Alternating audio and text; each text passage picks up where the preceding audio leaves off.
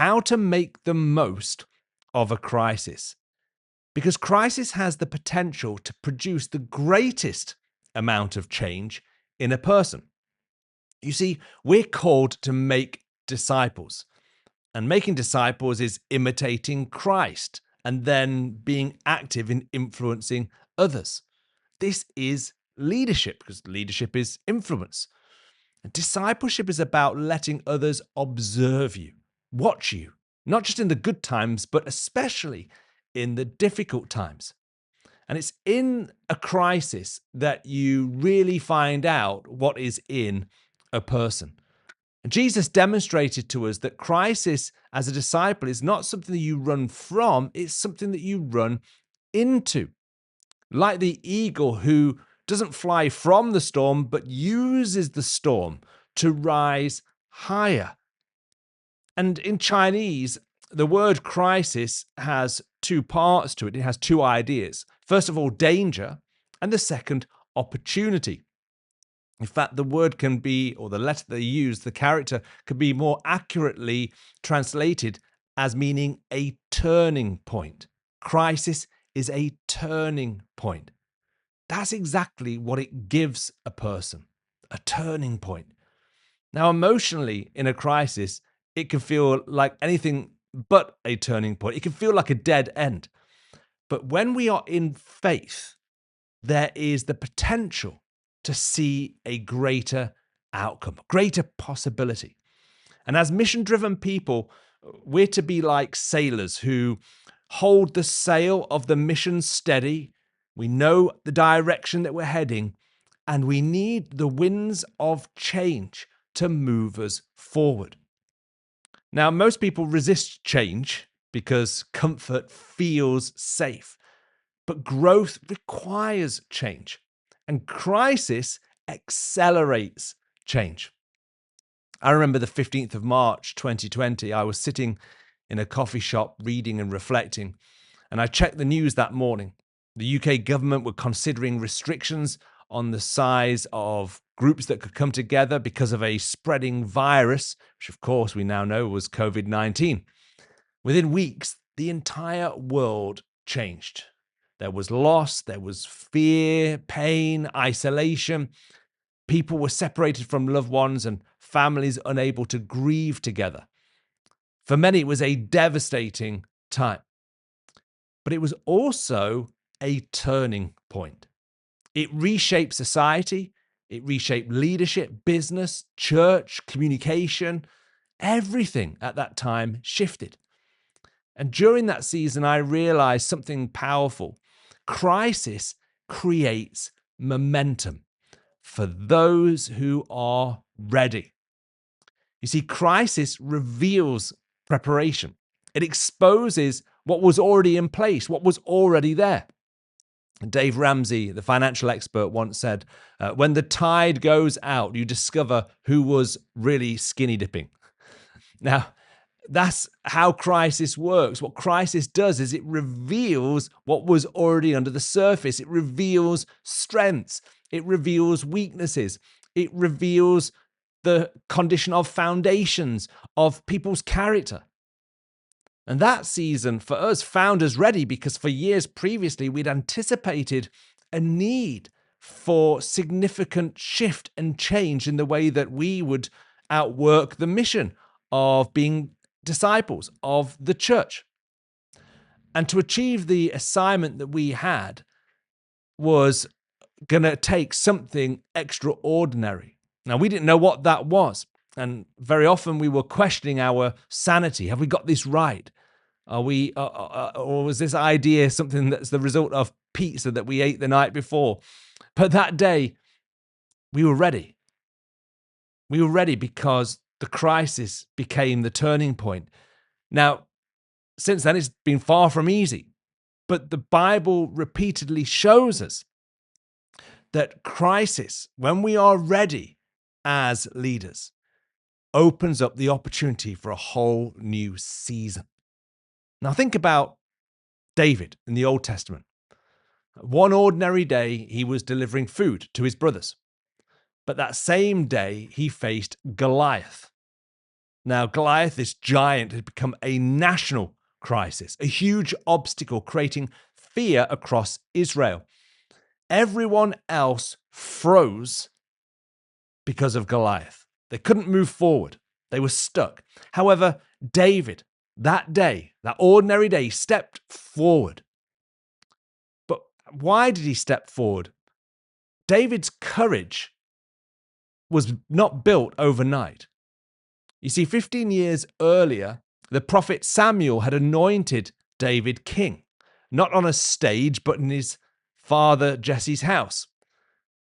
But throughout those years since that moment that he was anointed, God used the seasons of his life in obscurity, when nobody knew who he was, to prepare him for public opportunity.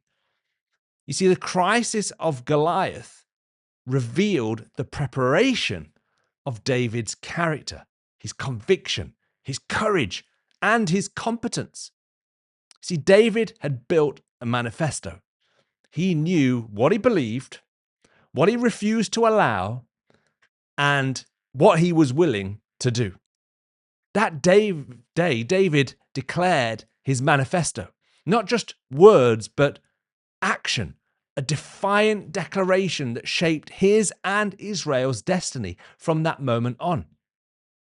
David maximized that crisis because he was ready. So how do we maximize crisis? Well, there are three things, three tactics, I'll call them. Tactic number one, this is what we do when we face a crisis. First of all, anchor yourself in what is fixed. See, during crisis, there are always many questions. People panic. They want certainty. They want answers. They want direction. And as leaders, we can often feel the pressure to know everything. But leadership and discipling other people is not about having every answer. It's about knowing what to do next. And when we face crisis, when everything around you shifts, you must anchor yourself to what does not move. In that time of COVID-19, as we made the most of the crisis, I knew that the starting place to make the most of it was to anchor ourselves in God.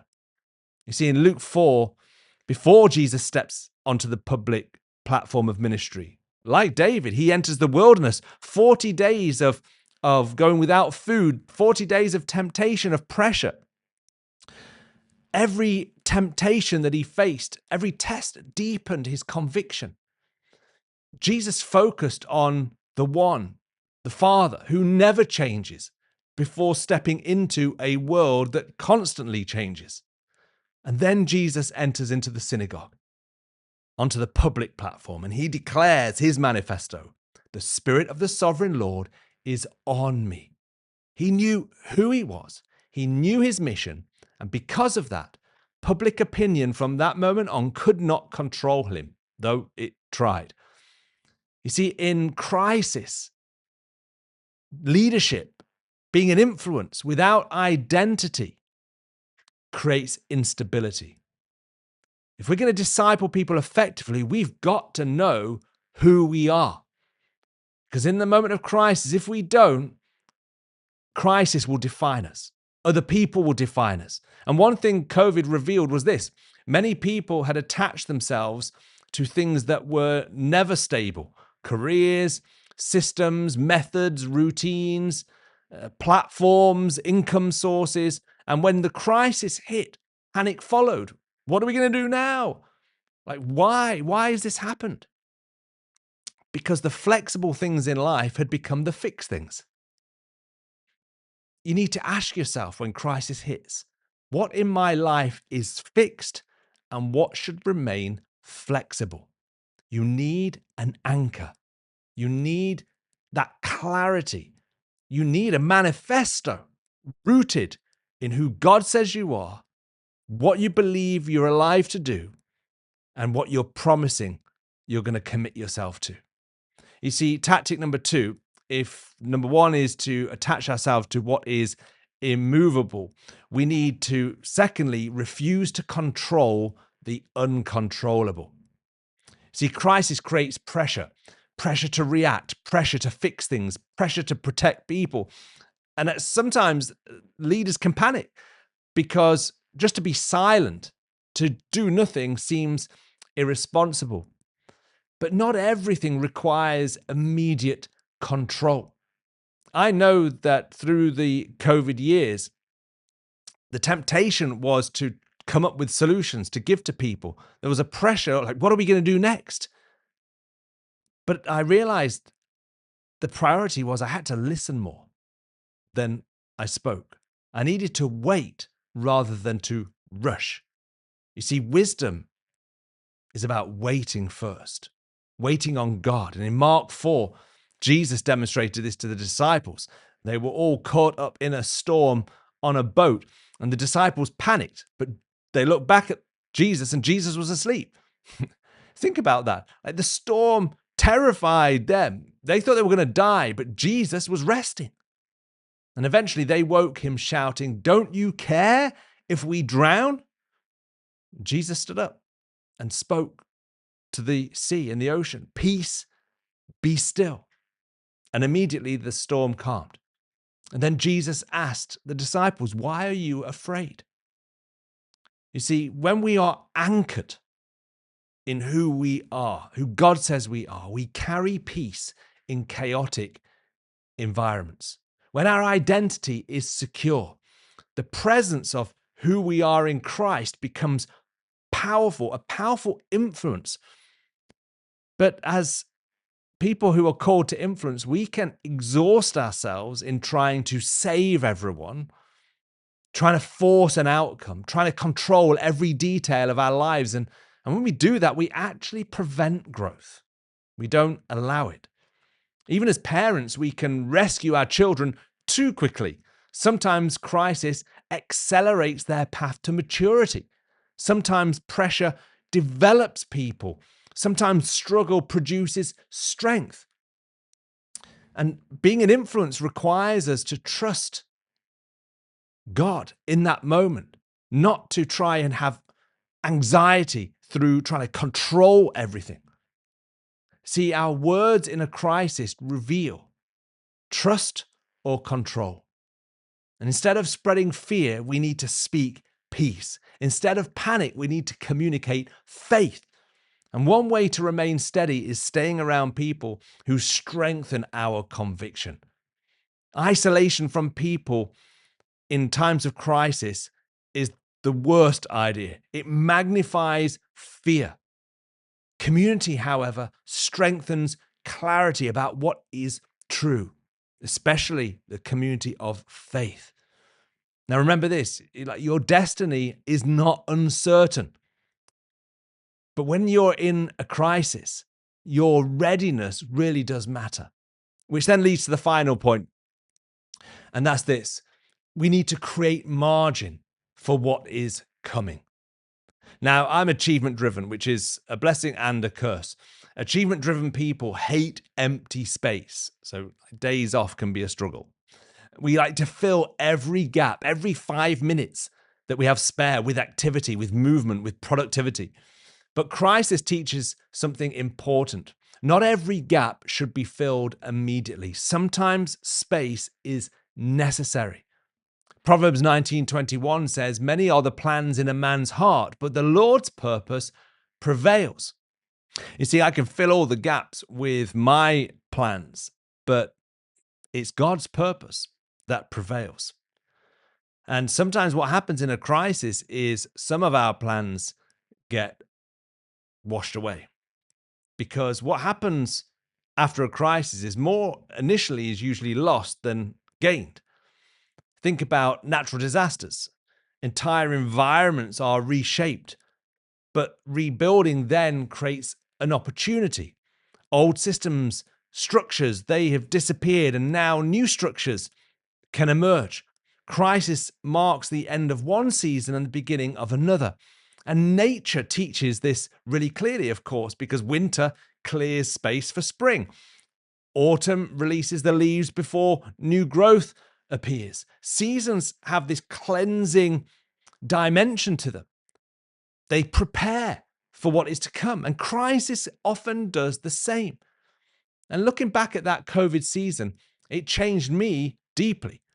It changed us, it changed our family, it changed leadership, it changed the church, it changed business, it changed so many things. And not because everything that was bad, but because not everything now was necessary for the next season. And one important question emerged for me, which was, okay, how do I create margin for what is trying to happen next? Margin with my time, margin with my energy, margin with my finances, margin with my capacity. And like David, I may not know the exact day that the opportunity, the new, is going to arrive and is going to be obvious. But one thing I know is that I want to be ready, and I want you to be ready. Readiness requires preparation. The rebuilding after the crisis takes longer than the taking down. However, it's more glorious than what went before. So let me leave this with you. Crisis is not the interruption. Crisis is an invitation from God, an invitation to grow, an invitation to simplify, to refocus, to lead your life differently, to become ready for the next season. Because crisis creates momentum for those who are prepared.